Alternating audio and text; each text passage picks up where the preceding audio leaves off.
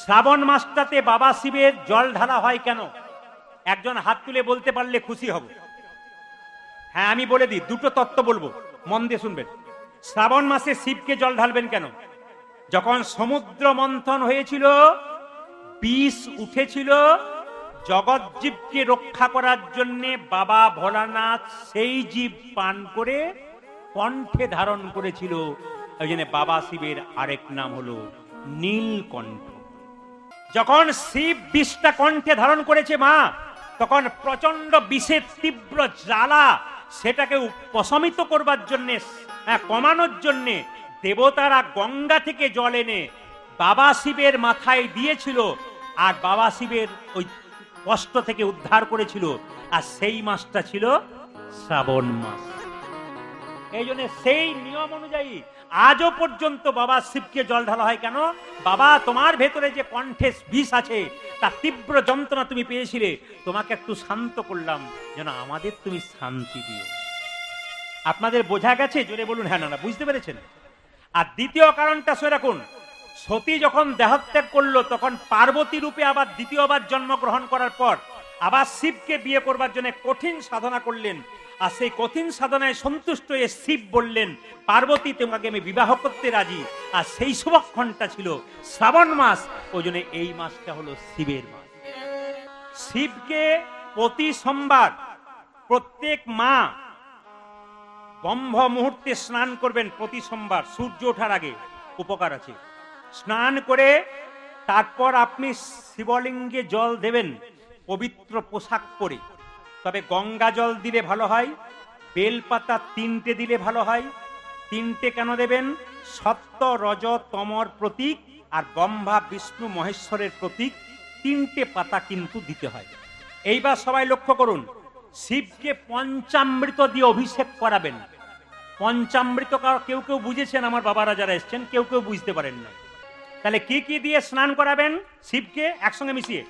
দুধ, ঘি, দই, চিনি আর মধু, এই 4-5টা জিনিস দিয়ে প্রত্যেক দিন শিবকে স্নান করাবেন আলাদা আলাদা ভাবে।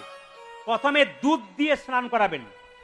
দুধ দিয়ে স্নান করাবেন কেন না? দুধ দিয়ে যদি কেউ স্নান করাতে পারেন, তাহলে শাস্ত্র বলছে আপনার সংসারে যে অশান্তি প্রায়ই হচ্ছে, যদি কেউ দুধ দিয়ে ভক্তি ভরে প্রকৃতভাবে স্নান করে শান্তি কামনা করতে পারেন, আপনি শান্তি লাভ করবেন।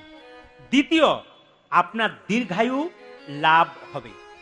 টক দই বা এমনি দই দিয়ে যদি পরে বারে আপনি ওই একটু পরেই স্নান করাবেন দই দিয়ে, দুধের পরে দই দিয়ে স্নান করালে কি হয় মা? যদি ধরুন দই দিয়ে স্নান করালে, যদি ধরুন আপনার বলেন না ভাগ্য খুব খারাপ, আমার ভাগ্য খুব খারাপ, যাদের দুর্ভাগ্য আছে, শিবকে যদি প্রতি সোমবার কেউ দই দিয়ে স্নান করায়, দুধের পরে দই দিয়ে, তাহলে তার ভাগ্যটা সৌভাগ্য হয়, আপনি সৌভাগ্যবতী হতে পারেন। আর কি হতে পারে মায়েরা? গ্রহদোষ কেটে যায় যদি দই দিয়ে স্নান করানো হয়।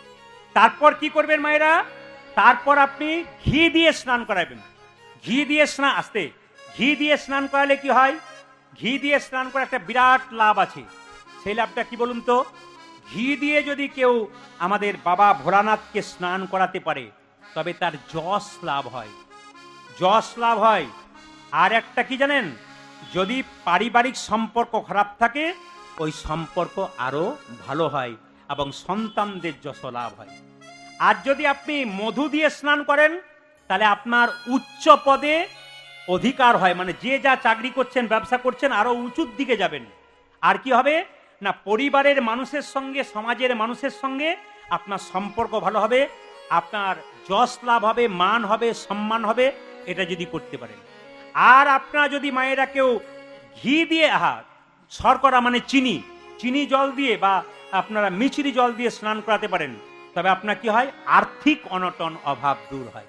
এই 5টা জিনিস প্রতি সোমবার বারবার নিবেদন রইল। এই পঞ্চামৃত, দুধ, দই, ঘি, মধু এবং চিনি বা মিছরি জল দিয়ে পরপর স্নান করাবেন। এটা কিন্তু আপনাদের কাছে নিবেদন হলো, যারা করেন নাই তারা পরবর্তী সোমবার থেকে করুন। একজন আমাকে প্রশ্ন করেছিল, শিবের প্রসাদ খেতে নাই। যারা শিবে জল ঢালছেন, শিবলিঙ্গে জল ঢালার পর জলটা ঢকঢক করে খেয়ে নিচ্ছেন, জেনে রাখবেন মহামহাপরাধ। এগুলো যারা দাদারা এসছেন, মায়ের আসেনি, শিখিয়ে দেবেন। যদি আপনি শিবলিঙ্গে জল ঢালছেন, সেই জলটা ঢকঢক করে খেয়ে নিচ্ছেন, মহাপরাধ। শিবের প্রসাদ খেতে নেই, শাস্ত্র পরিষ্কার করে বলেছে। আপনি যতগুলো পুরাণ পড়েন প্রায় জায়গাতে পেয়ে যাবেন যে শিব কিন্তু শিবের প্রসাদ খেতে নেই। কেন খেতে নেই একটু বলে দিই। শিবের কটা মাথা জোরে বলুন মায়েরা? 11টা। আমি যেন 11টা বলেছি, 2-4 জন মা বলছে 11টা, মানে আপনি কার ভুল বলবেন? কটা মাথা? শিবকে পঞ্চানন বলা হয়। হ্যাঁ, বাবারা জানেন শিবের কটা মাথা? 5টা মাথা। 5টা মাথার মধ্যে যে মাথাটা উঁচুতে ছিল, সেই মাথার মুখ দিয়ে শিব বিষ পান করেছিল, আর সেই বিষটা তার ঠোঁটে লেগেছিল। এই বিশ্বাস নিয়ে অনেকেই শিবের প্রসাদ গ্রহণ করেন না। তাহলে প্রশ্ন করবেন, অনেক আছে আছে এই প্রসাদের অনেকগুলো কারণ আছে। একটা ছোট্ট কারণ বললাম, বহু কারণ আছে, যারা বইপত্র পড়েছেন তারা বুঝতে পারবেন। দ্বিতীয়ত বলে রাখি মায়েরা, শিবের প্রসাদ আপনি গ্রহণ করবেন কি করে? বিষ্ণুকে পুজো করে বা নারায়ণ কৃষ্ণকে পুজো করে সেই প্রসাদ শিবকে দিয়ে তারপর গ্রহণ করবেন। বিষ্ণু নৈবেদ্য দিয়ে, প্রসাদ দিয়ে বাবা শিবের প্রসাদ গ্রহণ করতে হয়। সরাসরি বাবা শিবের জল বা বাবা শিবের দুধ, দই কিচ্ছু কাউকে গ্রহণ করতে নেই, নাহলে অপরাধ হয়। আচ্ছা মায়েরা কিছু মনে করবেন না, বাবা তো এসি রুমে থাকে, হিমালয় পর্বতে একবারে কিসে বলুন তো, ফ্রিজের মধ্যে থাকে। কোথায় বলুন তো? আরে বাবা বরফের মধ্যে থাকে। আচ্ছা শিব কি কি কি মাখে বলুন তো? শিব তো শ্মশানের ছাই ভস্য মাখে, আর গলায় এক ভালো ভালো মালা পরে। আপনার সোনার মালা পরেন, উনি সাপের মালা পরেন। কিন্তু জেনে রাখুন আপনার যে যেখানে বসে আছেন, শিব কিন্তু মা দুর্গাকে কোলে নিয়ে বসে থাকে। আপনার প্রায় ছবিতে দেখতে পাবেন, প্রায় ঘরে অনেক থাকে, যে বাবা শিব মা দুর্গাকে কোলে বসিয়ে রেখেছে। তো একদিন একজন রাজা, হ্যাঁ রাজা কেতু, চিত্রকেতু, তিনি কি করেছিলেন? তিনি এক সময় গিয়ে দেখলেন যে বাবা শিব দুর্গাকে কোলে নিয়ে বসে আছে।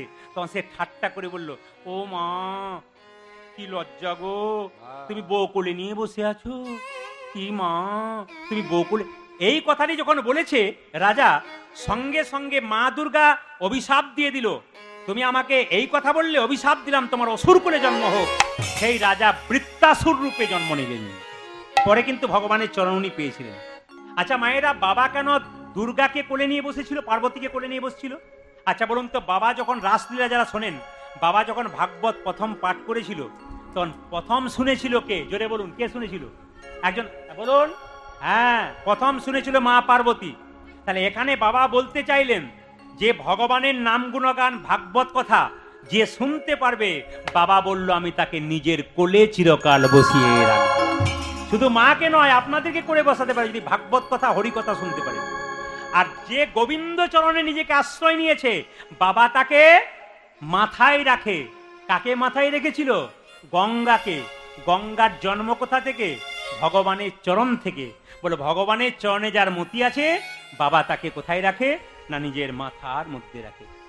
ছোট্ট দুঃখী কেঁদে কেঁদে বলছে, ওগো গুরুদেব, শুনবেন, যেমন তেমন জন্ম পাই নাই, 84 লক্ষ জনি ভ্রমণ করে মানুষ কুলে জন্মে পেলাম। গুনবেন গুনবেন, আমি অঙ্কতে কাঁচা। 20 লক্ষ বার গাছ গাছরা রূপে জন্মে পেলাম। এ জন্মে মানুষ হয়েছেন, পরের জন্মে পাবার চান্স আছে কিনা কোনো গ্যারান্টি নাই। একটু ভেবে যান, পরে আবার পাবেন কিনা।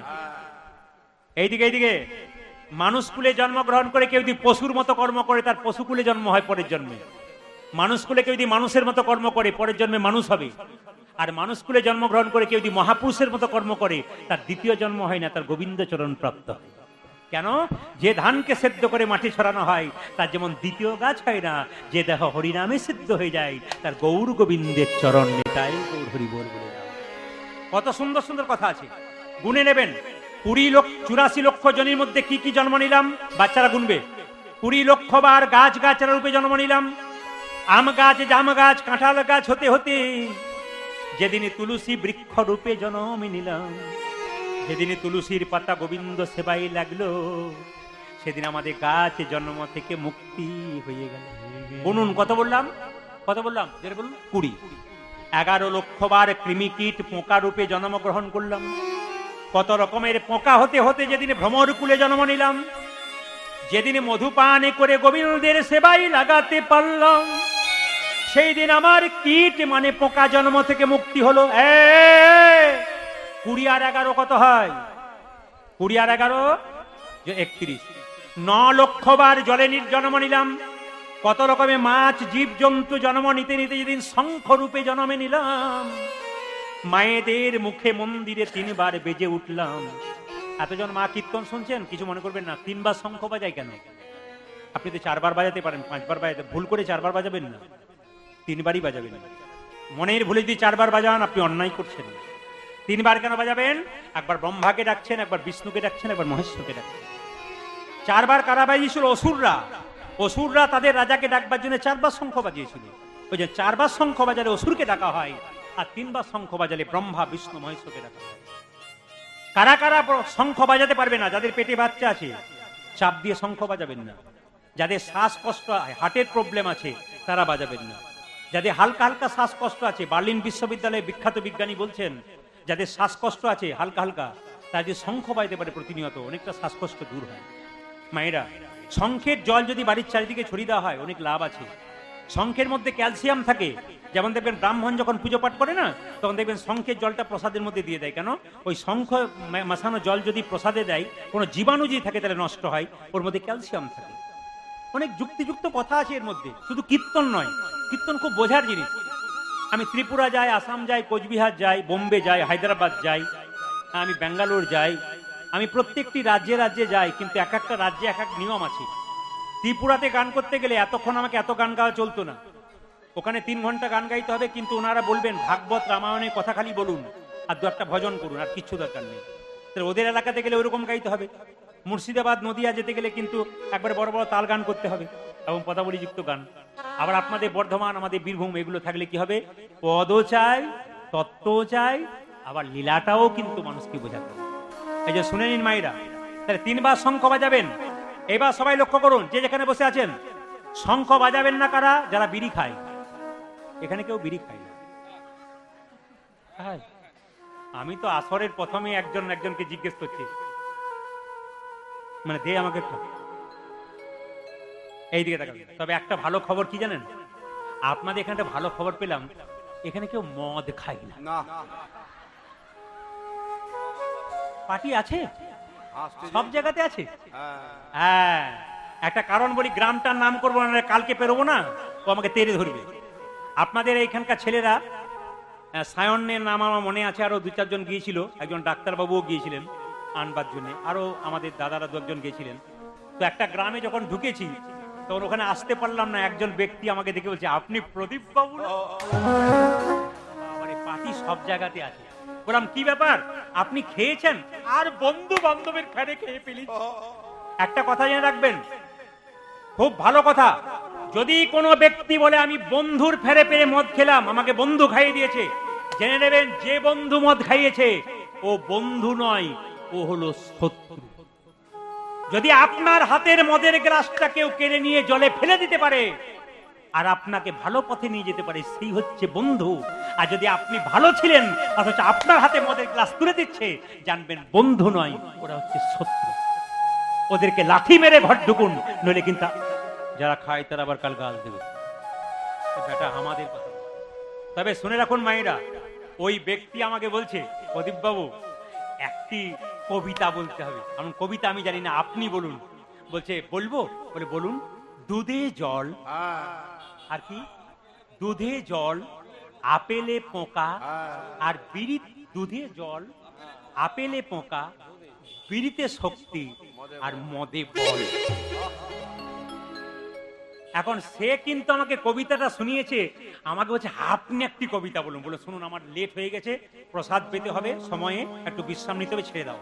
তুমি কীর্তন শুনতে গিয়ে যেও, আমি বলবো। বলে আমি যাব। আজকে কিন্তু উনি এসেছেন, আর ওনাকে আমি দেখতেও পেয়ে গেছি। উনি বলেছেন আমি কিন্তু জেডি খাই, তো একটা কবিতা আমার জন্য বলবেন। তো ওনাকে, উনি দাঁড়িয়ে আছেন, আমি ওনার দিকে তাকাবো না, নাহলে আপনার সবাই তাকাবেন আবার ওইদিকে। আমি দেখে নিয়েছি উনি নীল জামা পরে এসছেন আর একটা কালো প্যান্ট পরে এসছেন, আর এখানেও কিন্তু আমাকে এসে খালি বলছেন। আমি তখন বুঝতে পারছি পার্টি এসেছে, মানে চোখ পড়লো বলে বলছেন। তো ওনার জন্য বলি, ও খাই জেডি, খাবে জেডি, ফুলবে বডি, শ্মশান তোমার জন্য রেডি। কবিতা বলে গেলাম। ও কিন্তু হাসছে, বেশ হাসো, তোমার কৃপা হোক। জোরে বলুন রাধা রানী কি, শ্যাম সুন্দর কি। তাহলে কত হলো মায়েরা? 20 লক্ষ বার গাছ গাছরা রূপে জন্ম নিলাম, 9 লক্ষ বার কি জলে জন্ম নিলাম, 11 লক্ষ বার পোকা রূপে জন্ম নিলাম, কত হলো 40। 30 লক্ষ বার পশুকুলে জন্ম নিলাম। কত রকমের পশু হতে হতে যেদিনে গাভী কুলে জন্ম নিলাম, যেদিনে গাভীর চামড়া দিয়ে শিখল তৈরি হলো, যেদিনে গাভীর দুগ্ধ দিয়ে গোবিন্দের সেবা হলো, সেদিন পশু জন্ম থেকে মুক্তি হলো। কত হলো মায়েরা? 40 আর 30 জোরে বলুন 70। 10 লক্ষ বার পাখি কুলে জন্ম নিলাম। কত রকমের পাখি হতে হতে যেদিন ময়ূর কুলে জন্ম নিলাম, যেদিন গোবিন্দের মাথায় আমি চূড়া রূপে রইলাম চূড়াতে, সেই দিন আমার পাখি জন্ম থেকে মুক্তি হলো। কত হলো? 80। আর বাকি কি? 4 লক্ষ বানরা, 4 লক্ষ বানর রূপে জন্ম নিলাম। যেদিন রাম ভক্ত হনুমান হয়ে গেলাম, সেদিন আমার বানর কুল থেকে মুক্তি হয়ে গেল। মায়েরা, হনুমান যেটা করলো আমরা তা পারলাম না, শিখে নেবেন। হনুমান যখন সীতাকে উদ্ধার করেছিল, তখন হনুমানকে সীতা আদর করে একটা মতির মালা দিয়েছিল। আর মতির মালাটাকে পেয়ে সীতাকে হনুমান কি বলেছিল জানেন? মা, তুমি মতির মালা দিলে, দাও। মতির মালাটাকে পেয়ে হনুমান কি করেছে? দাঁত দিয়ে কেটে টুকরো টুকরো করেছে। সঙ্গে সঙ্গে লক্ষণ বলছে, মা এ তুমি কি করলে? বানরে সপিলে মতি, মতিতে তার নাইকো মতি, অনায়াসে কাটে তারে দন্তে। শিশু মানে না দেবতায়, মানুষ পূজে তারে জ্ঞান বন্তে। অতুল্য ধন তুলসী রে, তুমি যারে তুলসী রে, কুকুরে কি তা মান্য রাখে? তুমি যে তুলসী গাছকে যত্ন করো, তুলসী গাছে কুকুর প্রস্রাব করে দেয়, ও কি তুলসী গাছে মানে বুঝে? একটা বাচ্চা ছেলেকে মন্দিরে শুয়ে দিন, ও তো পায়খানা প্রস্রাব করে দেবে, ও তো মন্দিরে মানে জানে না। তা তুমি হনুমানকে মালা দিলে কেন? ও তো দাঁত দিয়ে কেটে দিল। সঙ্গে সঙ্গে সীতা রেগে বললো, হনু তুই মালাটাকে দাঁত দিয়ে কাটলি কেন? সঙ্গে সঙ্গে হনুমান বলল, মা গো, এ মালাকে আমি অপমান করি নাই। ভালো করে শুনবেন। তুমি যখন আমাকে মতির মালাটা দিলে, প্রথমে চোখে ঠেকালাম, তারপর কানে ঠেকালাম, তারপর নাক দিয়ে শুকে দেখলাম, তারপর জিভ দিয়ে চেটে চেটে দেখলাম, বলে চোখে ঠেকালাম কেন জানো? এই মালার মধ্যে রাম নাম লেখা যাচ্ছে কিনা দেখলাম। কানে ঠেকালাম কেন জানো? এই মালাতে রাম নাম শোনা যায় কিনা দেখলাম। নাক দিয়ে শুকে শুকে দেখলাম কেন জানো? এই মালাতে রাম অঙ্গের গন্ধ পাওয়া যায় কিনা দেখলাম। মায়েরা বলছে, জিভ দিয়ে চেটে চেটে দেখলাম কেন জানো? এ মালাতে রাম চরণের স্বাদ আছে কিনা দেখলাম। যে মালাতে নাম শোনা যায় না, যে মালাতে রাম অঙ্গের গন্ধ পাওয়া যায় না, ও তো অলংকার নয়, কলঙ্কের হার। তাই আমি দাঁত দিয়ে কেটে কেটে ফেলে দিলাম। লক্ষণ লজ্জা পেয়ে হনুমানকে বলল, হনুমান রে, তুই যেভাবে রামকে ভজনা করেছিস আমি তো করতে পারি নাই। তোরে হনুমান, তুই যদি সত্যি রামকে ভজনা করেছিস, তুই কি হৃদয় মাঝে রামে দেখাতে পারবি? লক্ষণকে বললো কাকা, লক্ষণকে কাকা বলতো হনুমান, কাকা তুমি তোমার তীরটা দাও। যেই না লক্ষণ তীরটা দিয়েছে, হনুমান বক্ষ বিদীর্ণ করেছে। দেখা একা রাম নয়, দেখে সীতারামের যুগল মিলন, দেখে সীতারামের যুগল মিলন, সীতারামের যুগল মিলন, সীতারামের যুগল মিলন, হনুমানের হৃদয় মাঝে সীতারামের যুগল মিলন। ওই দেখি হনুমানের হৃদয় মাঝে আর কি তারে মারতে পারে, হনুমানের হৃদয় মাঝে আর কি তারে মারতে পারে, হনুমানের হৃদয় মাঝে আর কি তারে মারতে পারে, দেখে সীতারামের যুগল মিলন। মায়েরা সবাই কুঞ্জ মন্দিরে ঝাঁট দিতে দিতে দেখতে পেল একটা সোনার নুপুর পড়ে আছে। মনে মনে ভাবলো, এ কার নুপুর? এ নুপুর আমি হাতে নেব, আমার গুরুদেব জীব গোস্বামী পাদকে দিয়ে দেব, যার নুপুর তাকে দিয়ে দেবে। যেই না নুপুরটাকে হাতে স্পর্শ করেছে, গোটা শরীরটা কেঁপে উঠেছে। মনে মনে ভাবছে, ও বুঝেছি বুঝেছি, ভক্তের ব্যবহার করা জিনিস যদি কেউ গ্রহণ করে বা স্পর্শ করে, তার শরীরে ভক্তি জন্মায়। আমি ত্রিপুরাতে, আপনারা বিশ্বাস করবেন না, ত্রিপুরাতে যখন গান করতে গিয়েছিলাম, 30-35 হাজার ভক্ত একসঙ্গে বসে আছেন। তো যিনি ভাগবত পাঠ করতে গিয়েছিলেন নবদ্বীপ থেকে, উনি আমাকে আমার কীর্তনটা শুনলেন, বললেন যে আপনাকে আমি দেখলাম এই কারণে, আপনার কীর্তনটা আমি আজকে পাঠ করলাম কিন্তু বাড়ি গেলাম না, মানে আমার বাসায় গেলাম না, আপনার গানটা শুনলাম। বলে কেন? আপনি কি এমন জাদু দেন যার জন্য এত ভক্ত আপনার হয়? আপনার জাদুটা কোথায়, ওটা আমি দেখলাম। উনি বললেন, আমি বললাম বাবা আপনি কি দেখলেন? উনি একটা কথা বললেন যে আপনার ওই সহজ সরল ভাষা বাচ্চা থেকে বয়স্ক সবার ভেতরে ঢুকে যায়। আপনি সহজ সরল ভাবে কিন্তু এই কথা বলুন। তখন আমি বলেছিলাম যে তখন আমি বলতাম যে তুলসীর মালা পড়লে নিরামিষ খেতে হয়, তখন আমি বলতাম। তো উনি আমাকে একটা কথা বললেন, প্রদীপ বাবা আপনি বললেন আসরে যে তুলসীর মালা পড়লে নিরামিষ খেতে হয়, ভালো কথা। উনি বললেন শাস্ত্রের নির্দেশ আছে যে মালা তুলসীর গলায় নিয়েও মাছ মাংস খাওয়া যায়। উনি আমাকে শিখিয়েছিলেন, একটা পথে চলার পথে বহু শিক্ষা। উনি বললেন যে তুলসীর মালা যদি কেউ পরে সে কিন্তু গলাতে ঝুলিয়ে পড়বে। তুলসীর মালা যে পড়বে সে কিন্তু গলাতে ঝুলিয়ে পড়বে, মানে এই যে মালাটা দেখতে পাচ্ছেন এই কণ্ঠ থেকে একটু ঝুলে থাকবে। মালা পরবেন তুলসীর, কিন্তু কণ্ঠ থেকে ঝুলে থাকবে। তবে আপনি মাছ মাংস সব খেতে পারেন, কিন্তু এই মালা যদি কণ্ঠে ঠেকে থাকেন তাহলে কিন্তু আপনাকে নিরামিষ খেতে হবে। ওই যে নিরামিষভোজী ব্যক্তি তুলসীর মালা কণ্ঠটাকে ঠেকিয়ে দেবেন, আর যারা আমিষভোজী ব্যক্তি তারা মালা পরবেন, মালাটাকে গলায় ঝুলিয়ে পরবেন। আমি একটা কথা বলতে চাই, আপনি যে জাতিতে হিন্দু আমি বুঝবো কি করে? একটা তো আপনাকে দেখে বুঝতে পারবো আপনি হিন্দু না অন্য জাতির লোক। অন্যান্য জাতিকে চেনা যায়, আমাদের হিন্দু চিনবেন সাধুগুরু বৈষ্ণব দেখলে। কিন্তু আর একটা নিয়ম আছে, কি তুলসীর মালা পড়লে, যদি কেউ তুলসীর মালা পড়তে না পারেন বেলের মালা পরবেন, তবু মালা পড়ুন, তবু প্রচার করুন যে আমি একজন হিন্দু, আমার মালা আছে। যদি পারেন মায়ের একটা করে তিলক নেবেন কপালে। যদি মনে করেন যে তিলক নিতে পারছি না, লোকে আমাকে ঠাট্টা করবে তিলক নিলে, তাহলে একটা কথা বলবো, আপনি জল তিলক করুন।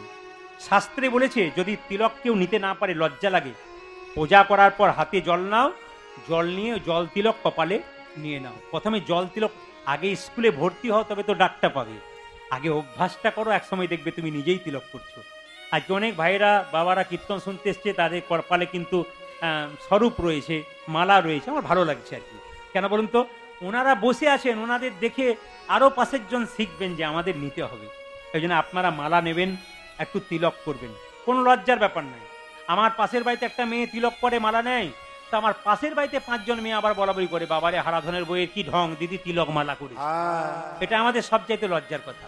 তো সবাই লক্ষ্য করুন মায়েরা, যে যেখানে বসে আছেন, তো মালা কিন্তু পড়বেন, আমিষ খান আর নিরামিষ খান, যেভাবে বললাম আপনার সেভাবে পড়বেন। সবাই তাকান।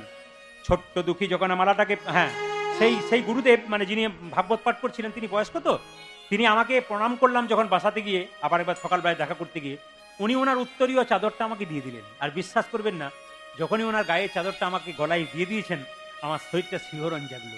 আমি তখন বুঝতে পারলাম ভক্তের ব্যবহৃত দ্রব্য যদি একবার কেউ স্পর্শ করতে পারে, কৃপা হয়। ওই জন্য দেখবেন ভক্ত যখন বসে থাকে, প্রকৃত ভক্ত যদি হয়, তার চরণ ধরে যদি স্পর্শ করেন, আপনার শরীরে একটু শিহরণ জাগবে, আপনার গোবিন্দের কৃপা হবে। এই জন্য বারবার বলবো, ছেলে মেয়েদেরকে ছোট থেকে রাস্তায় নিয়ে যাবেন, পার্কে নয়, নিয়ে যাবেন কোথায়? মন্দিরে। বাবা আগে আগে যাবে, বাচ্চা পেছন পেছন যাবে। আপনি মন্দিরে যত প্রণাম করবেন, আপনার বাচ্চা পেছন পেছন প্রণাম করবে। আপনি তুলসী গাছে জল দেবেন, আপনার বাচ্চাও তুলসী গাছে জল দেবে। দেখাবেন আপনি পথপ্রদর্শক। হ্যাঁ, কীর্তন চলাকালীন আপনার কেউ দাম দেবেন না, পরে দেবেন। তো সবাই লক্ষ্য করুন, আপনি পথপ্রদর্শক, সবাই লক্ষ্য করুন মায়েরা। ছোট্ট দুঃখী যখন দেখতে পেল শিহরণ জাগছে, আসলে এই নুপুরটা কার কেউ বলতে পারবেন? জোরে বলুন তো, এই নুপুরটা কার হতে পারে? জোরে বলুন। ওরে বাবারে, আমি যদি জানতাম আপনারা এত জানেন, তাহলে আমি তো কীর্তনে জবাব দিয়ে দিতাম। এইটাই তো আসল কথা। এই যে বুঝতে পাচ্ছেন না, এই বোঝাটা নিয়েই ব্যাপার। আপনাদের বুঝিয়ে দিয়েই যাব। লীলাটার নাম কি আবার কালকে বলতে পারবেন? দুঃখী কৃষ্ণ দাস। আরেক নাম কি? প্রভু শ্যামানন্দ। কিভাবে হবে দেখুন। এখন রাধারানীর নূপুর সত্যি হারিয়ে গেছে, আর রাধারানী চিৎকার করে বলছে, ললিতা হরি ললি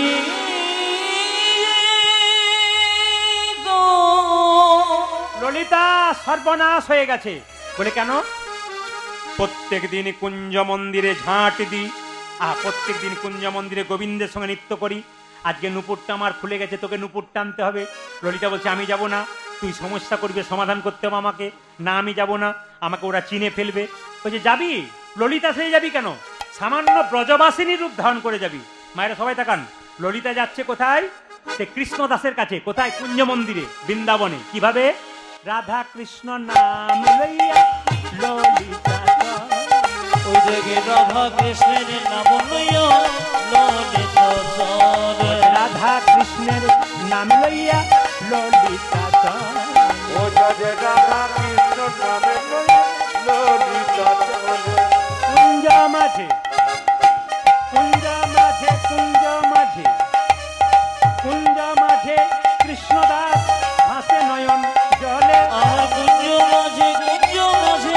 কুঞ্জ মাঝে কৃষ্ণ দাসে ভাসে নয়ন জলে গো কুঞ্জ মাঝে কৃষ্ণদাস হাসে নয়ন জলে গো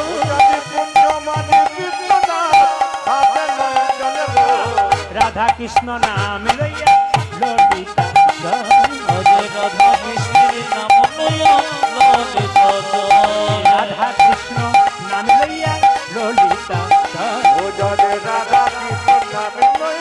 ললিতা এই যে তাকান মায়েরা কে গেল জোরে বলুন জোরে বলুন ললিতা সখী মাথায় কাপড়টা নিয়ে বলছে বাবাজি আমার আপনাদের এখানে আদমপুরে এসে একটা ভালো লাগলো কি জানেন আপনার মাথায় কাপড় নিয়েছেন অনেকে বলছেন এখানে নিয়েছে বাড়ি গেলে বুঝতে পারবেন কাপড় কেমন আছে এই যে আমার মায়ের মা বেঁচে ছিল 95 বছর বয়স মাথার কাপড়টা এখানে ছিল আমার মা বেঁচে ছিলেন 80 বছর বয়স মাথার কাপড়টা এখানে আমার জেঠিমা এখনো বেঁচে আছেন তো ওনার মাথার কাপড় আমার কাকিমা এখনো বেঁচে আছেন মাথার কাপড়টা এই পর্যন্ত এসছে আবার আমাদের বাড়িতে এখন যারা এসছে তাদের সরে সরে খোঁপা মানে বাম্পার পর্যন্ত এসছে আবার এখন যারা আসছে আপনাদের বাড়িতে বাম্পার টাম্পার নাই হাইওয়ে রোড হয়ে গেছে আগে দেখবেন মেয়েরা ভাসুরকে দেখলে পর্দা নিত না জোরে বলুন হ্যাঁ না মায়েরা বলুন পর্দা নিত না ভাসুরকে দেখলে পর্দা নিত এখন নেয় না কেন যেদিন থেকে ভাসুর হলো বর্দা সেদিন থেকে সরে গেল পর্দা ভাসুর বর্দা হয়েছে আর পর্দা সরে বসে আছে এই সবাই লক্ষ্য করুন মায়েরা এখন যেই না ললিতা মাথায় কাপড় নিয়ে আছে বাবাজি এটা এদিকে কীর্তন শুনছেন ভাষাগুলো শুনবেন সহজ করে বোঝাবো এগুলো ব্রজবুলি ভাষা বাবাজি চমকে উঠল কৃষ্ণদাস কুঞ্জ মন্দিরে মেয়ে ছেলের গলা কেন আপকো এক নুপুর মিলা হ্যায় মানে তুমি কি একটা নুপুর পেয়েছো কৃষ্ণদাস বলছে নুপুর তো মিলা হ্যায় নুপুর পেয়েছি সঙ্গে সঙ্গে ললিতা বলছে ও নুপুর মেরা হ্যায় মুঝে দে দিজিয়ে ও নুপুর আমার তুমি আমাকে দিয়ে দাও সঙ্গে সঙ্গে কৃষ্ণদাস বলছে তোমার যদি নুপুর হবে তবে তোমার দুটো পায়ের নুপুর कैसे दिखाई दे रहा है কি করে দেখা যাচ্ছে সঙ্গে সঙ্গে জেনে যে তোমার দু পায়ে নুপুর এলো কোথা থেকে সঙ্গে সঙ্গে ললিতা ঘাগরা দিয়ে ঢাকা দিচ্ছে কৃষ্ণদাস বলছে ছুপালো जितना भी छुपालो पकड़ गई है तुम ধরা পড়ে গেছো তখন সঙ্গে সঙ্গে ললিতা চালাক তো সে বললো আমার নয় আমার সেহেলি মেরে সেহেলিকে লিয়ে হ্যাঁ আমার বান্ধবীর বটে কৃষ্ণদাস বলে তাহলে জান্নুপুর তুমি তাকে পাঠিয়ে দাও ললিতা মনে মনে ভাবলো কৃষ্ণদাস তো চালাক বটে যে জন কৃষ্ণ ভজে সে বড় জোরে বলুন যে জন কৃষ্ণ ভজে সে বড় চতুর মায়েরা সঙ্গে সঙ্গে রাধারানী কি বলছে রাধে বলে কি আমি গিয়েছিলাম তুই তো কৃষ্ণকে ঠকিয়েছিস কৃষ্ণদাসকে ঠকা একজন কৃষ্ণদাস তো নুপুর পেয়েছে আমি বললাম আমার নুপুর পায়ের দিকে তাকিয়ে বললো তোমার যদি নুপুর হবে দুটো নুপুর এলো কোথা থেকে এই রাধে তুই চল নইলে নুপুর পাবি না এইদিকে এই ললিতা তুই রাধারানী বলছে রাধে তুই চল নাইলে পাবি না সঙ্গে সঙ্গে রাধারানী বলছে আমি যাবো বলে হ্যাঁ আমি কি করে যাবো চিনতে পারবে না বলে আমি যেমন গেছিলাম তুই যেমন চল ললিতারও সঙ্গে রাধারানী ওই দেখে ললিতারও সঙ্গে তখন রাধারানী চলে ললিতারও সঙ্গে তখন রাধারানী ও যাদের ললিতারও সঙ্গে তখন রাধারানী কৃষ্ণদাস নুপুর পেয়ে হাসে নয়ন জলে গো কৃষ্ণদাসে নুপুর পেয়ে হাসে নয়ন জলে গো কৃষ্ণদাস নুপুর পেয়ে হাসে নয়ন জলে কৃষ্ণদাস নুপুর পেয়ে হাসে নয়ন জলে ললিতারও সঙ্গে তখন রাধারানী ললিতারও সঙ্গে তখন রাধারানী চলে ললিতারও সঙ্গে তখন রাধারানী ললিতারও সঙ্গে তখন রাধারানী আপনারা বলুন একজন হাত তুলে দুঃখী কত বছর বয়সে ঘর থেকে বেরোলো জোরে বলুন বাহ এটাই খুশি আমি অনেকে বলে কীর্তন আমরা যেখানে কীর্তন করতে যাই বলে কালকে যিনি এসেছিলেন আমরা বুঝতেই পারলাম না দাদা, একটু বুঝিয়ে বলবেন। বাবা একটু সরে যাও, তোমরা সরে যাও। 5 বছর বয়সে বেরিয়ে চলে গেছে, রাস্তায় যাকে দেখছে ও দাদু, বাচ্চা ছেলে তো, ও দাদু একটু বলো না নবদ্বীপ কত দূরে। তখন একজন বয়স্ক লোক বলছে, এই ছেলে ভিকা ভিকা মানে ভিকারির ছেলে, ভিক্ষা নেবি ভিক্ষা নে, আবার ওই নবদ্বীপ নবদ্বীপ করছিস কেন? ছোট্ট দুঃখী বলছে, তুমি আমাকে ভিখারি বললে? ও দাদু আমি টাকা পয়সার ভিখারি নই, তবে তুই কিসের ভিখারি? আমি প্রেমেরও ভিখারি, প্রেম ভিক্ষা করি করি যাব গো নদিয়া, যাব গো নদিয়া, আমি করি প্রেম ভিক্ষা করি যাব গো নদিয়া, যাব গো নদিয়া।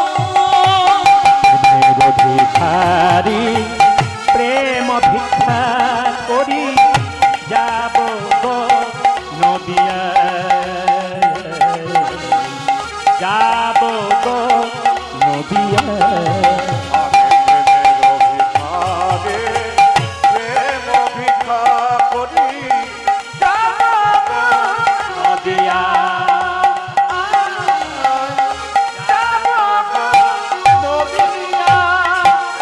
হরি হরি বলে দুটি বাহু তুলে নিতাই গো হরি বল, হরি হরি বলে দুটি বাহু তুলে হরি হরি বলে দুটি বাহু তুলে আরে বলি বলি বলে দুটি বাহু তুলে যাব গো নদিয়ায়, যাব গো নদিয়ায়। করি প্রেম ভিক্ষা করি যাব গো নদিয়া, যাব গো নদিয়া, আমি যাব গো নদিয়া, যাব গো নদিয়া। এখন সবাই লক্ষ্য করুন মায়েরা, ছোট্ট দুঃখী এখন ছুটতে ছুটতে যাচ্ছে কোথায়? কালনা হৃদয় চৈতন্য ঠাকুরের কাছে, চিৎকার করে বলছে, হৃদয় চৈতন্য ঠাকুর কি, হৃদয় চৈতন্য ঠাকুর কি, হৃদয় চৈতন্য ঠাকুর কি। আরে ঘর থেকে বেরিয়ে গেল দুঃখী, কোথায় গেল মা? কালনা নিতাই চাঁদের শ্বশুর বাড়ি, ওখানে হৃদয় চৈতন্য বলে বিখ্যাত গুরুদেব ছিলেন, তার দরজায় চিৎকার করেছে। আর হৃদয় চৈতন্য দরজাটা খুলে বলল, কি নাম তোর? আমার নাম দুঃখী। কি জন্য এসছিস? দীক্ষা নিতে এসেছি। সঙ্গে সঙ্গে গুরুদেব হৃদয় চৈতন্য বলল, আমি কাউকে দীক্ষা দিই না, দীক্ষা দিই পরীক্ষা দেওয়ার পর। তুই পরীক্ষা দিতে পারবি? বলছে হ্যাঁ পরীক্ষা দেবো। ছোট্ট দুঃখীকে বলল, তাহলে এক কাজ কর, তোকে একটা মাটির কলসি দিলাম, এই কলসিতে করে প্রত্যেক দিন গঙ্গা থেকে জল এনে আমার আশ্রমে তুলসী বাগানে সেবা কর। জল সেবা করতে করতে যেদিন তোর কৃপা হয়ে যাবে সেদিন তোকে আমি মন্ত্র দেব। ছোট্ট দুঃখী কি করলো মায়েরা? ওই ছোট্ট দুঃখী 5 বছর বয়স ওই একটা মাটির কলসিকে মাথায় নিয়ে গঙ্গায় জল আনতে গেল। আর আনতে আনতে কি গাইছে জানেন? সবাই নিজে গুরুকে স্মরণ করুন। জয় জয় শ্রী গুরু প্রেম কল্প আজ জয় জয় শ্রী গুরু প্রেম কল্পতর, আজ জয় জয় শ্রী গুরু প্রেম কল্পতর। এইদিকে শুনবেন মায়েরা, ছোট্ট দুঃখীর মাথায় কি তুলে দিয়েছে বলুন? একটা মাটির কলসি। দেখুন নিয়ে যাচ্ছে, গঙ্গা থেকে জল আনতে যাচ্ছে আর গাইছে জয় জয় শ্রী গুরু প্রেম কল্পতরু। আজ জয় জয় শ্রী গুরু প্রেম কল্পতর, অদ্ভুত জাত জাত প্রকাশ রে, অদ্ভুত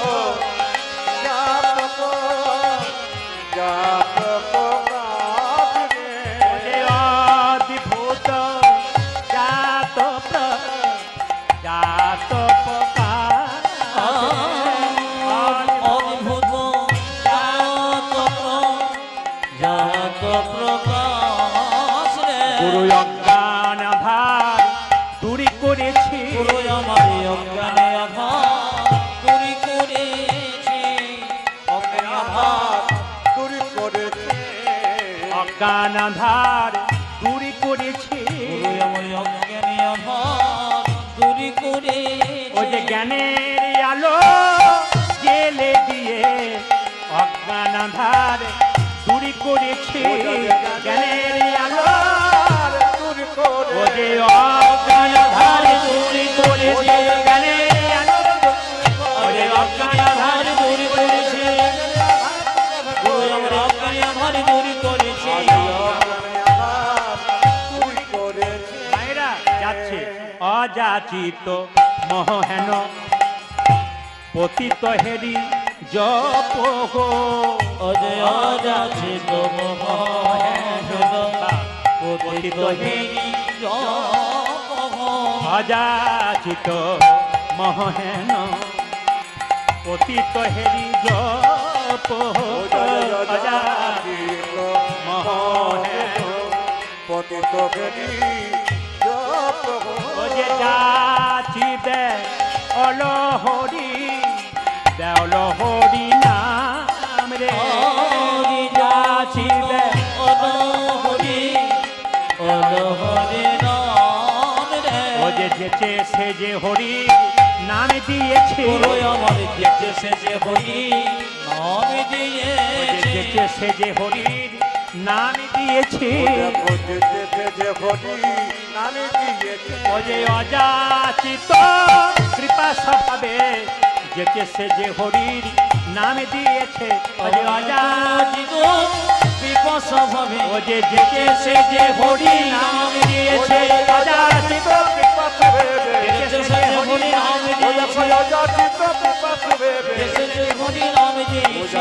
যেচে সে যে হরি নাম দিয়েছে। আচ্ছা আরেকবার বলুন যারা কীর্তন শুনছেন, দুঃখীর বয়স কত? একটু জোরে বলুন। যিনি ঘুমাচ্ছেন তিনি বলুন। হ্যাঁ, উনি ভাবছেন বেটা আমার দিকে তাকাচ্ছে। আচ্ছা মায়েরা, 5 বছর বয়সে যখন গঙ্গায় জল আনতে গেছে, কতগুলো মেয়ে গঙ্গায় জল। কি নাম তোর? ছেলে বললো আমার নাম দুঃখী। এ কোথায় এসছিস রে? মানে ওই পারে জল নিচ্ছে, এপার থেকে মেয়েগুলো বলছে কোথায় এসছিস? বলে ওই গুরুদেবের বাড়ি, হৃদয় চৈতন্য ঠাকুর। বলে বাড়ি ফিরে যা, গরুর মতো খাটাবে, তোকে মন্ত্রই দেবে না। তোর আগে কতজন এলো, সবাইকে গরুর মতো খাটালো, কাউকে মন্ত্র দিল না, তোকেও দেবে না, যা ফিরে যা। ছোট্ট সেটা বলছে তোমরা আমার গুরুদেবের বাইরেটা দেখলে ভেতরটা দেখেছো? আরে গুরু যে নারকেলের মতো গো, বাইরেটা শক্ত, ভেতরে শ্বাস জল আছে। আমার গুরু বাইরে খুব কঠিন হতে পারে, কিন্তু ভেতর খুব নরম। আচ্ছা মায়েরা বলুন তো, বাবা মা ছেলে মেয়েকে শাসন করে, তাহলে কি বাবা মায়ের প্রাণ খুব কঠিন? ছেলে যখন অন্যায় করে, মেয়ে যখন অন্যায় করে, বাবা মা তাকে চটথাপ্পড় দেয়। কিন্তু সারাদিন যখন না খেয়ে মেয়েটি স্কুল থেকে আসে, মা তখন না খেয়ে খাবারটা রেখে দেয়। কেন বলুন তো? বাইরে হতে পারে শক্ত, ভেতরে তো প্রেম আছে। গুরু সেরকম হয় মায়েরা, বাইরে শাসন থাকবে কিন্তু ভেতরে নারকেলে শ্বাস জলের মতো থাকবে। সঙ্গে সঙ্গে বলছে ওরে বাবা, পরের ছেলে পরমানন্দ, যত উচ্ছন্নে যায় তত আনন্দ, আমাদের বলে লাভ নাই, দেখবি তোর কি অবস্থা হয়। মায়েরা, ছোট্ট দুঃখী জল আনতে আনতে কলসির ঘষা লেগে মাথার মধ্যে দগদগে ঘা হয়ে গেল। তবু ছোট্ট দুঃখী জল আনতে ছাড়ে না। একদিনই দেখলো যখন মাথায় দগদগে ঘা, যখন দেখলো পুঁজ রক্ত হয়ে গেছে, তখন মনে মনে ভাবলো আমি যদি জল আনতে না পারি তবে আমি গুরুমন্ত্র পাবো না, কৃষ্ণ সেবা হবে না। মাথায় একটা পাগড়ি বেঁধে যখন জল নিয়ে যাচ্ছে, কেঁদে কেঁদে বলছে আমি কেমন করে ডাকবো। ছোট্ট দুঃখী যেতে যেতে গাইছে আমি কেমন করে। গুরুদেব দেখছে ছোট্ট দুঃখী প্রত্যেকদিন আনন্দ করে জল আনে, আজকে পাগড়ি বেঁধে টলতে টলতে আসছে কেন? ছোট্ট দুঃখী গাইছে আমি কেমন করে ডাকব হরি, বলো না আমার, বলো না আমার। ওই আমি কেমন করে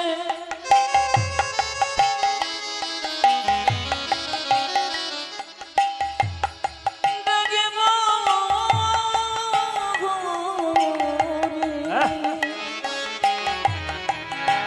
বড় গো আমার।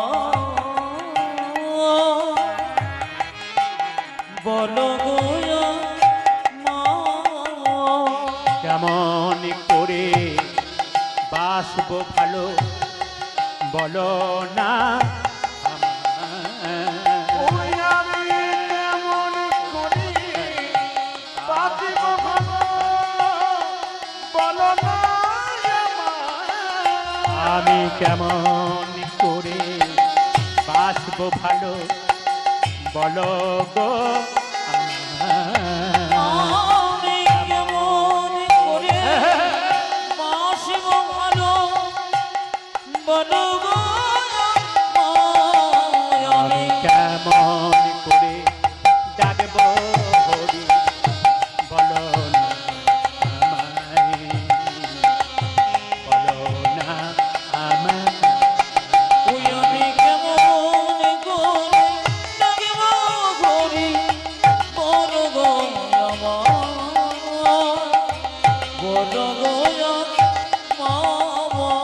তুমি নাকি দয়াল ঠাকুর দয়া করো আমারে, তুমি আমার প্রাণের ঠাকুর কৃপা করো আমারে। ওরে তুমি নাকি দয়াল ঠাকুর দয়া করো আমারে, আমি টাকা করে আছি কৃপা করো আমারে। ও যে তুমি নাকি দয়াল ঠাকুর দয়া করো আমারে, আমি পতি করে আছি কৃপা করো আমারে। আজ তুমি নাকি দয়াল ঠাকুর দয়া করো আমারে, আমি পতি ওরে আছি কৃপা করো আমারে। আমি কেমন করে জাগবো বলো আমায়, বলো না আমায়। ওই আমি কেমন করে ডাকিব হরি বলো গো আমায়, বলো গো আমায়। আমি কেমন এই দুঃখী, এই দুঃখী, চাকরি খোল। এ তুই কি করেছিস? চাকরি খোল। এই দুঃখী, আশ্চর্য ব্যাপার, এত সুখে কৃষ্ণ ভজন হয় না।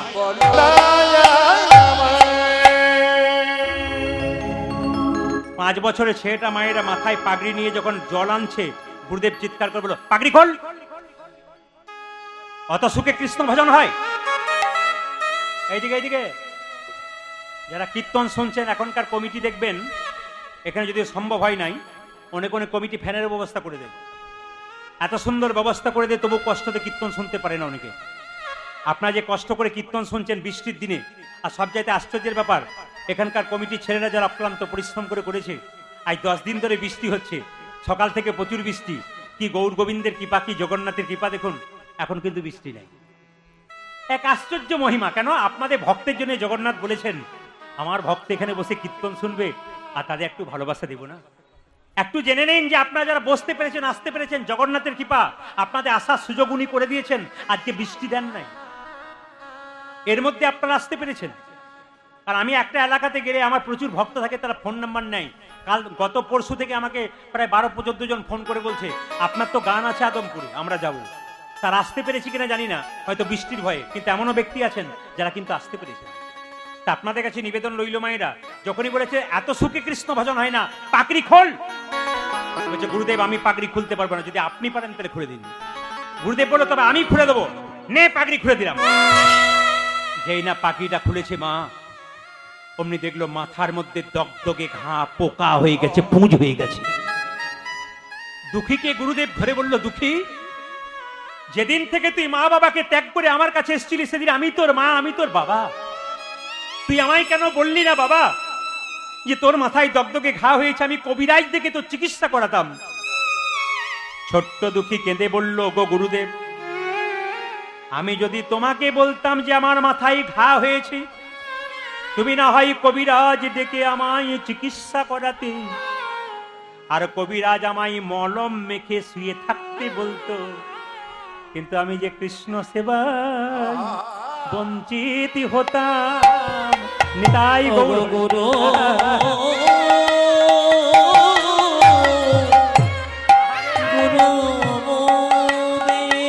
ছোট্ট ছেলেটার বক্তব্য দেখুন, বলছে আমার চিকিৎসা করালে আমার মলম মেখে বসে থাকতাম, আমার আর গোবিন্দ সেবা হতো না, জল দিতে পারতাম না, আমি গোবিন্দ সেবা। বাচ্চার কাছে শিখুন।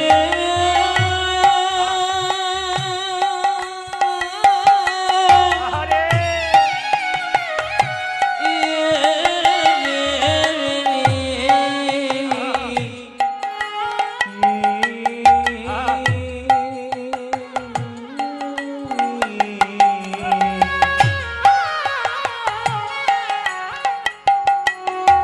আমি কৃষ্ণ সেবা হ্যাঁ, বঞ্চিত ও যে জল আনিতে না পারিলে কৃষ্ণ সেবায় বঞ্চিত হতাম, জল আমি কৃষ্ণ সেবায় বঞ্চিত হতাম, জল আনিতে না আমি কৃষ্ণ সেবাই বঞ্চিত হতাম, কৃষ্ণ সেবাই বঞ্চিত হতাম, কৃষ্ণ সেবায় বঞ্চিত তার কাছে নিবেদন হলো মাথায় কাপড়টা নিন এবং হাতটা একবার তুলবেন সবাই মিলে একসঙ্গে চলুন। সঙ্গে সঙ্গে দুঃখীকে বলল, দুঃখী তোকে মন্ত্র দেবো কি রে, তুই যে মন্ত্র নিয়ে এসেছিস, তবে তোর কানে মন্ত্র দিলাম, আজ থেকে তোর নাম দিলাম দুঃখী কৃষ্ণ দাস। কে নাম দিল জোরে বলুন? হৃদয় চৈতন্য ঠাকুর নাম দিল, আজ থেকে তোর নাম হলো, তোর বাবা নাম রেখেছে দুঃখী আর আমি রাখলাম কৃষ্ণ দাস। কেউ যদি জিজ্ঞেস করে তুই বলবি একসঙ্গে দুঃখী কৃষ্ণ দাস। দুঃখী কৃষ্ণ দাসকে একটা ছোট্ট কাগজে একটা কিছু কথা লিখে দিল, বলে তুই জীব গোস্বামী পাদের কাছে যা বৃন্দাবনে, আর সেখানে তুই রাধা গোবিন্দের কৃপা পাবি। সবাই মিলে একটু মাথায় কাপড়টা নিয়ে করজোরে বসুন। আর যে জীব গোস্বামী পাদের কাছে যাচ্ছে কে? ছোট্ট দুঃখী। ওই আমি কোথায় গেলে পাবো গো দেখা, আমার ঘন আমার আমার ঘন আমি কোথায় গেলি কব গো দেখো আমায় গুনো চলে যাচ্ছে সবাই বৃন্দাবন। আমি কোথায় গেলে পাবো গো দেখা, আমার ঘন শ্যাম আমার ঘন শ্যাম। আমি কোথায়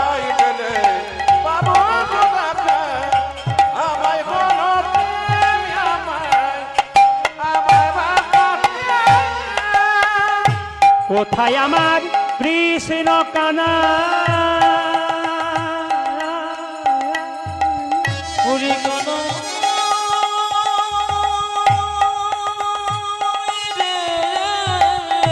হরি বল হরি বল।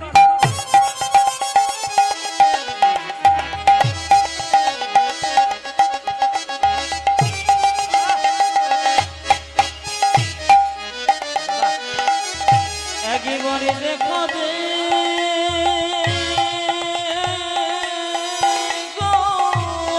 রাধে রাধে।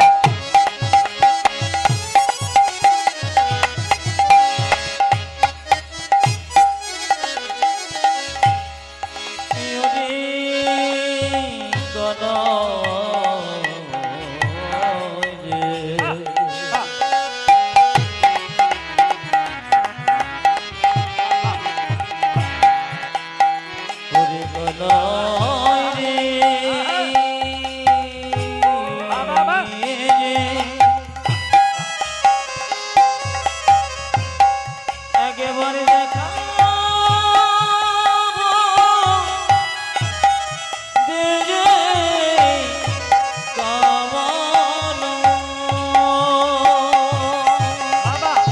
কোথায় আমার কৃষ্ণ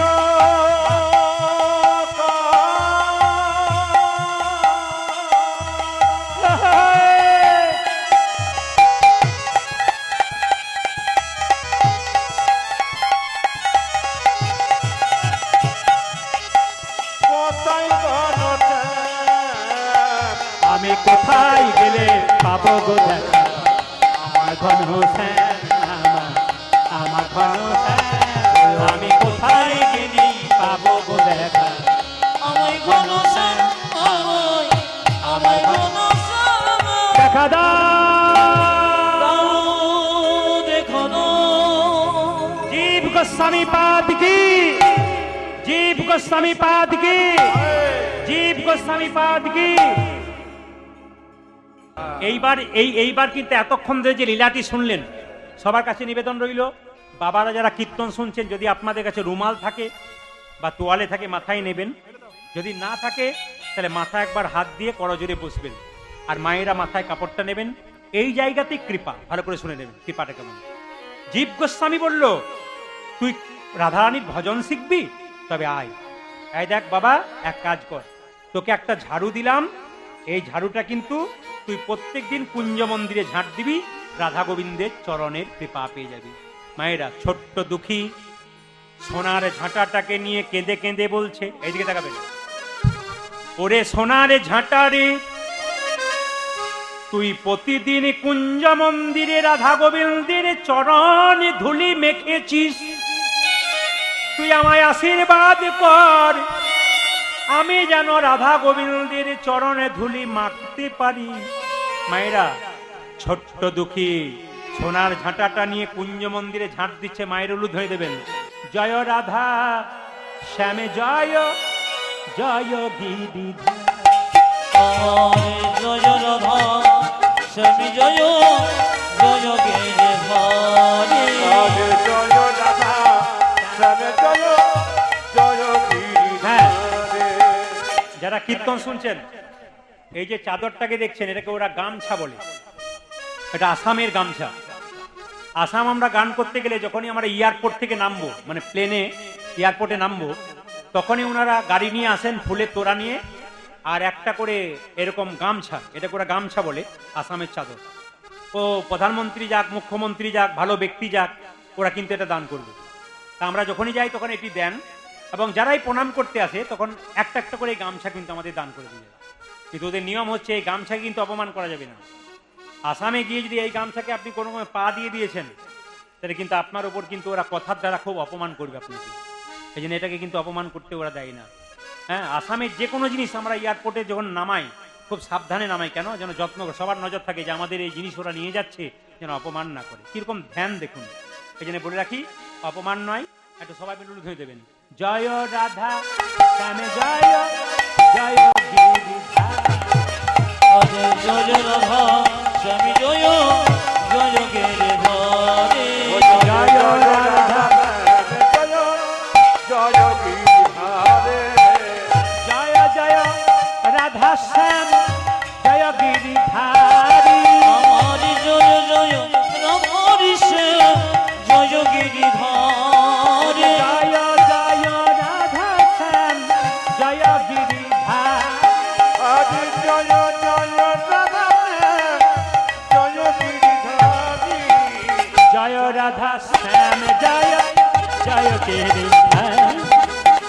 জয় রাধা স্বামী জয় জয় গেরে ভারে আগে জয় রাধা শ্যামে জয় জয় গিরিধারে। মায়েরা বুঝতে পেরেছি আপনাদের ভেতরে ঢুকেছে, আপনাদের ভেতরে ঢুকেছে। সবাই তাকান, রাধারানী বলছে, বাবাজি। কৃষ্ণদাস মনে মনে ভাবছে, এ জগতে এত নারী কণ্ঠস্বর শুনেছি, হৃদয় জুড়াই তো আমার মন জুড়াই না, মনে জোড়াই না আর মন জুড়াই তো প্রাণ জুড়াই না। প্রাণ জোড়াই না তুমি কে এমন নারী এমন ভাবে আমায় ডাকলে? বৃষ্টি এলো, বৃষ্টি এলো, একটু বৃষ্টি এসেছে। আচ্ছা, ভেতরে ঢুকে যান, ভেতরে ঢুকে যান। যারা এত কষ্ট করে বসছিলেন ভেতরে ঢুকে যান, কোনো অসুবিধা নেই। বাড়ির দিকে রওনা নিয়ে বৃষ্টি আপনাকে পরীক্ষা করছে, বৃষ্টি আপনাকে পরীক্ষা করছে যে একবার বৃষ্টি দিয়ে দেখি কোনগুলো টলমলো করছে আর কোনগুলো পাকা আছে। ঘরের কথা চিন্তা করবেন না, এইদিকে, পেছন দিকে নয়, এইদিকে। জোরে বলুন, রাধা রানী কি, শ্যাম সুন্দর কি। বলছে, বাবাজি একটা নুপুর পেয়েছো। সবাই তাকান, কৃষ্ণদাস বলছে, নুপুর পেয়েছি। ও নুপুর আমাকে দিয়ে দাও। বলছে, না না, তোমাকে দিতাম। দেব কি করে?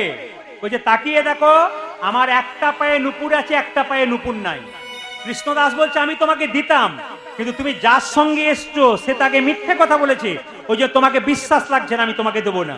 বলছে বাবাজি এই নুপুরটা আমার, প্রমাণ দিয়ে দেবো। বলে কি করে প্রমাণ দেবে? তোমার হাতের নুপুর আমার পায়ের নুপুর মিলাই, যে তোমার হাতের নুপুর আমার পায়ের নুপুর মিলাইয়ে দেখো, যদি মিলে যাই তবে দেবে। কৃষ্ণদাস মনে মনে ভাবলে এটা একটা কথা বটে, তোমার হাতের নুপুর আমার পায়ের নুপুর যদি মিলে যায় তবে দিয়ে দেবো। যেই না হাতের নুপুর আর পায়ের নুপুর মিলে গেছে, এখন থেকে শুরু হয়ে গেছে, বুঝতে পারছেন তো? এখনো বহু সময় বাকি, এখন থেকে আরম্ভ করে দিয়েছে। যেরকম রাধা রানী কি, মদন মোহন কি, হরিবাসর কি, আপনাদের বাড়ি বাড়ি কৃষ্ণ ভক্ত সন্তান জন্ম হোক, এই প্রার্থনা জগন্নাথ দেবের কাছে করলাম। সবাই তাকান। যেই না বলেছে আমি অত বোকা নয়, তবে এক কাজ করো। বলে কি? আমি কুঞ্জ মন্দিরে ঝাঁট দেবার সময় যার চরণের নুপুর, সেই চরণের ছাপটাতে আমি ঝাঁট দি নাই, তোমার চরণতলটা, ওই চরণতলটা দেখবো, যদি মিলে যাই তবে তোমাকে নুপুর দেব। সঙ্গে সঙ্গে ললিতা বলছে চরণতলটা দেখিয়ে দে। যেই না চরণতলটা দেখেছে, ওই চরণে যা চিহ্ন এই চরণে তা চিহ্ন। প্রেমময়ী রাধে,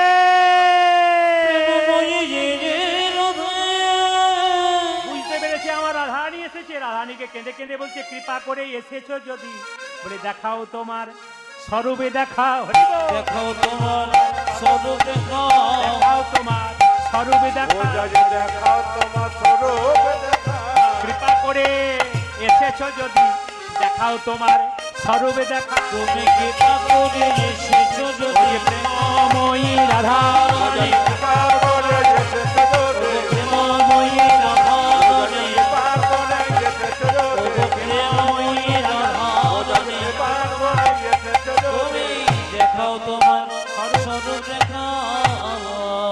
সবাই তাকাবেন।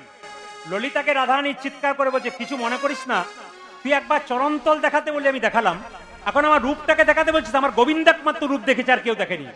সঙ্গে সঙ্গে ললিতা বলছে রাই তুই কিছু মনে করিস না, যার কাছে চালাকি করবি করবি, আমার কাছে করিস না। তুই তো প্রতিদিন কুঞ্জ মন্দিরে ঝাঁট দিস, কোনোদিন তো তোর নুপুর খুলে না, আজকে তোর নুপুরটা খুললো কেন? কৃষ্ণদাসে কে কৃপা করবে বলে, কৃষ্ণ দাসকে কৃপা করবে বলে, দাসকে কৃপা করবে বলে, কৃষ্ণ দাসকে কৃপা করবে বলে, তাই তো তোর নুপুর খোলে, দাসকে কৃপা করবে বলে। ওগো তাই তো তোরে নপুর খোলে, দাসকে কৃপা করবে বলে, তাই তো তোর নপুর কৃষ্ণ দাসকে কৃপা করবে বলে, তাই তো তো তোর নপুর কৃষ্ণ দাসকে কৃপা করবে বলে, কৃষ্ণ দাসকে কৃপা করবে বলে। রাধারানী বলছে আমার কৃষ্ণদাস তুলসী বাগানে জল সেবা করার জন্য পুঁজ রক্ত হয়েছে, তবু সেবা ছাড়েনি। আমি কি কৃষ্ণদাসকে কৃপা না করে থাকতে পারি? কৃষ্ণদাসকে বলো কৃষ্ণদাস এক কাজ কর, তুই আমার নুপুরটা আমি তোর কপালে তিলক করে দিলাম, নুপুর তিলক, আর তুই আমার চরণে নুপুরটা পরিয়ে দে। কৃষ্ণদাস বলছে তোমার চরণে, রাধারানীর চরণে নুপুর পরাতে গেলে সোনার বেদির দরকার, সোনার বেদি নাই, কি করে পরাবো? ললিতা বলছে সোনার বেদি নাই, এবার রইল হৃদয় মাঝারে রেখে পরাইয়ে দে না, হৃদয় মাঝারে রেখে পরাইয়ে দে না, মাঝারে রেখে পরাইয়ে দে ও না। হৃদয় মাঝারে রেখে পরাইয়ে দে না। রাধারানীর সোনার নুপুর পরাইয়ে দে না, পরাইয়ে দে না। আজ রাধারানীর সোনানো হৃদয় মাঝারে রেখে পরাইয়ে দে না, পরাইয়ে দে না। মাঝারে রেখে পরাইয়ে দে না, রাধারানীর সোনার নুপুর মাঝারে রেখে পরাইয়ে দে না, মাঝারে রেখে পরাইয়ে দে না। কৃষ্ণদাস রাধা, আহা, কৃষ্ণদাস রাধা চরণ হৃদয়ে ধরিয়া, কৃষ্ণদাস রাধা চরণ হৃদয়ে ধরিয়া, ও যে নুপুর রায়ে দিল যতন করিয়া, যে নুপুর পরাইয়ে দিল যতন করিয়া,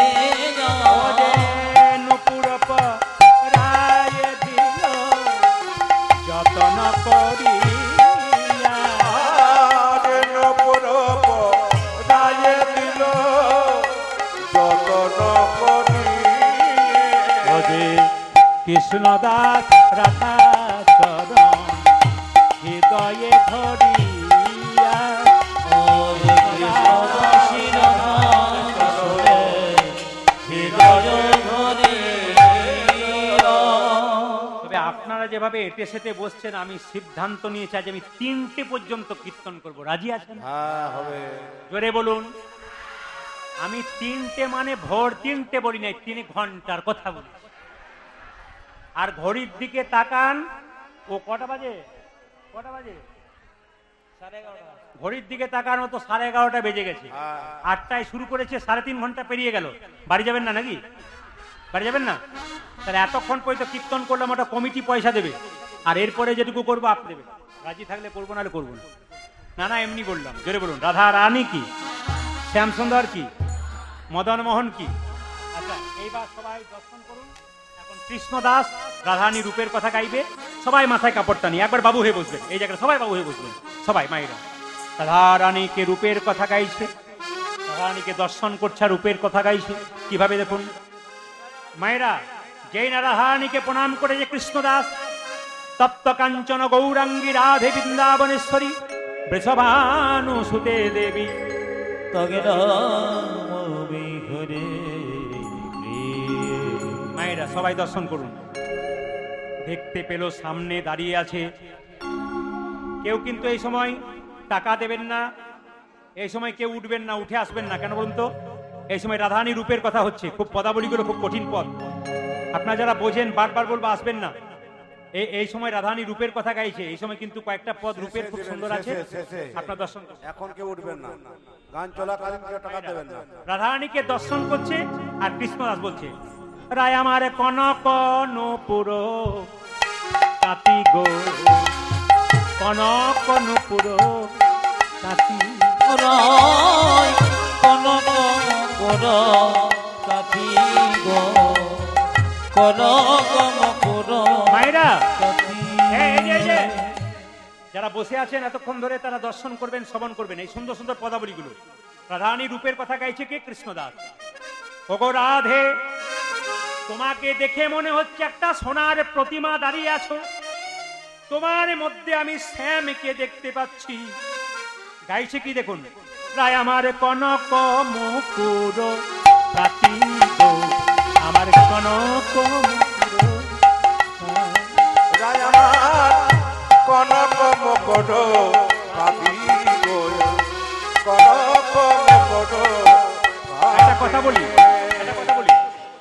এই লীলাটি আমি গাইছিলাম, আর এই পদাবলীগুলো যখন গাইছিলাম হাওড়াতে এই বছর, তো হাওড়া জেলার মানুষ ভক্তলীলা গান শুনতে খুব ভালোবাসে। পদাবলী কম শোনে, ওরা শোনে কিন্তু কিছু কিছু জায়গাতে শোনে না। কম বয়সের ছেলেগুলো চাকরি পেয়েছে, কেউ ব্যবসা করে, বসে আছে সামনে, এত আস্বাদন করলো বড় দাদা, এত সুন্দর পদের মাধুর্য জানি না। আপনি গাইছেন রূপের কথা, কি সুন্দর।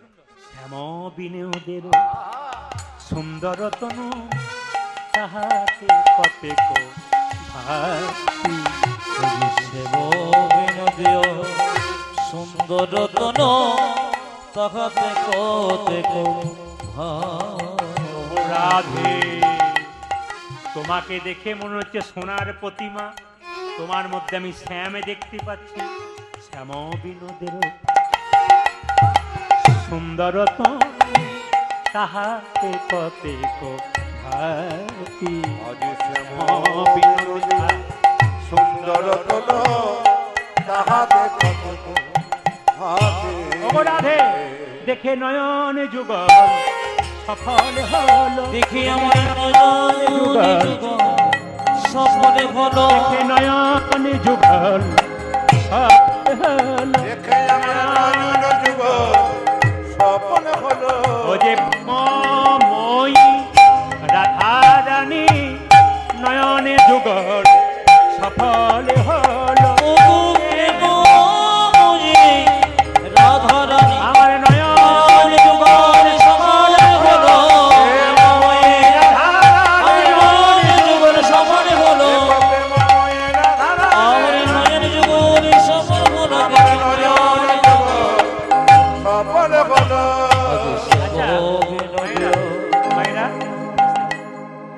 সুন্দর পদাবলীগুলো শুনছেন, আমি আবার বলি এর কিন্তু দোষ নাই, এ তুলে নিয়ে যাচ্ছে।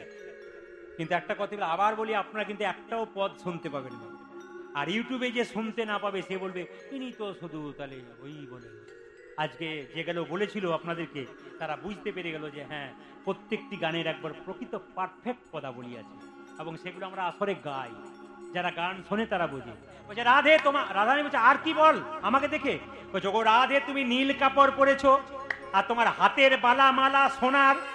মায়েরা রাধারানী নীল কাপড় কেন পরতো? কৃষ্ণের গায়ের রং নীল, তাই কৃষ্ণকে ভালোবাসতো বলে নীলটাকে গায়ে সব সময় রাখতো। আর কৃষ্ণ কোন রঙের কাপড় পরতো? হলুদ রঙের, পিত রঙের। কেন? রাধারানীর গায়ের রং পিত, দুজন দুজনকে ভালোবাসে, তাই দু রঙের কাপড় পরতো। বলছে শোনো, তোমার নীল বসন রতন ভূষণ জলদ দামিনী সাজে গো। রাধে তোমার নীল বসন রতন ভূষণ জলদ দামিনী সাজে। মায়েরা, বাবা এতক্ষণ বসে আছেন, কত সুন্দর পদটা দেখুন। তোমার নীল বসন রতন ভূষণ জলদ দামিনী সাজে গো। আরে নীল বসন রতন ভূষণ জলদামিনী সাজে গো। ওগো রাধে, তোমার নীল কাপড়টা মেঘের মতো, আর তোমার সোনার বালা মালা বিদ্যুতের মতো। আকাশে বিদ্যুৎ চমক দিলে মিলাইয়ে যায়, কিন্তু তোমার মধ্যে দেখতে পেলাম কি জানো? যেন মেঘ বিজুড়ি জড়াইয়ে যায়। দেখলাম মেঘে বিজুড়ি জড়াইয়ে যাচ্ছে। তোমার নীল কাপড়টা মনে হচ্ছে মেঘের মতো, আর তোমার হাতের বালা মালা সোনার, ওগুলো বিদ্যুতের মতো। আকাশে বিদ্যুৎ চমক দিলে মিলাইয়ে যায়, কিন্তু দেখে মনে হচ্ছে যেন মেঘ বিজুড়ি জড়াইয়ে যাচ্ছে। আরে মেঘে বিজুড়ি জড়ায়ে আছে। দেখে যেন এই মনে হয় মেঘ বিজুড়ি জড়াইয়ে ওই আছে। জায়গায় দেখে যেন এই মনে হয় মেঘে বিজুড়ি জড়াইয়ে যাচ্ছে। আপনার সিঁদুর পড়েছেন তো? রাধারানী স্মৃতিতে সিঁদুর পড়েছে, নয়নে কাজল নিয়েছে, এখানে চন্দন বিন্দু, চন্দনে বিন্দু নিয়েছে। তো বলছে ওগো রাধে, আকাশে চাঁদ থাকলে সূর্যকে দেখা যায় না, আর সূর্য থাকলে চাঁদকে দেখা যায় না, আর মেঘ থাকলে চাঁদ সূর্য কিছু দেখা যায় না। তোমার মধ্যে আমি চাঁদও দেখলাম, তোমার মধ্যে একসঙ্গে সূর্যও দেখলাম, তোমার মধ্যে একসঙ্গে মেঘ দেখলাম। বলে কোথায় সূর্য দেখলি? তোমার সীতায় সিঁদুর নয়নের কাজল, তাহাতে চন্দনের রেখা। তোমার শিখায় সিঁদুর নয়নে কাজল, তাহাতে চন্দনের রেখা। ও মায়েরা, এখানে যারা সধবা নারী স্মৃতিতে সিঁদুর নেবেন, আর এখানে চন্দনের ফোঁটা নেবেন, আর নয়নের কাজল নেবেন, আপনি রাধারানী স্বরূপিণী মনে হবে। বলছে তোমার সীতা সিঁদুরটা মনে হচ্ছে সূর্যের মতো, আর তোমার এই নয়নের কাজলটা মেঘের মতো, আর তোমার কপালে চন্দন বিন্দুটা চাঁদের মতো। আহা, সীতায় সিঁদুর নয়নের কাজল, তাহাতে চন্দনের রেখা। ও যাদের সীতায় সিঁদুর নয়নের কাজল, তাহাতে চন্দনের রেখা।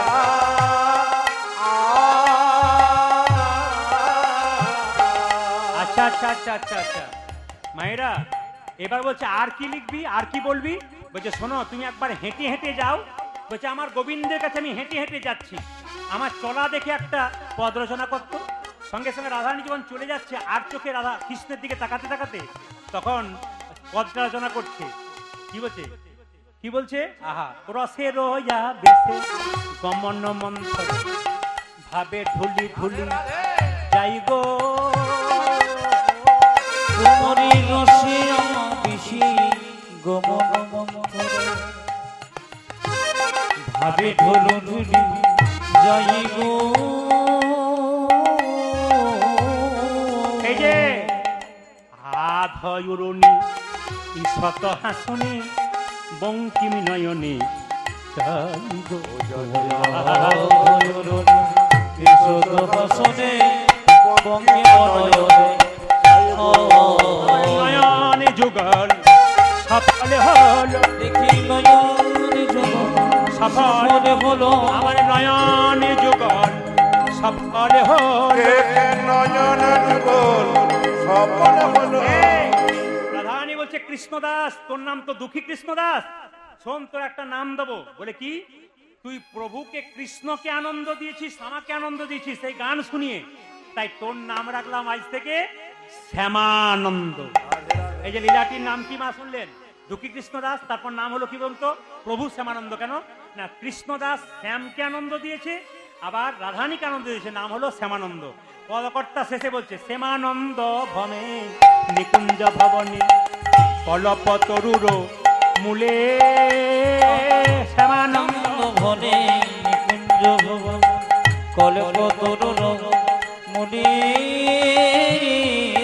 ভোজে শ্যামানন্দ ভনে নিকুঞ্জ ভবনে কলপতরুর মূলে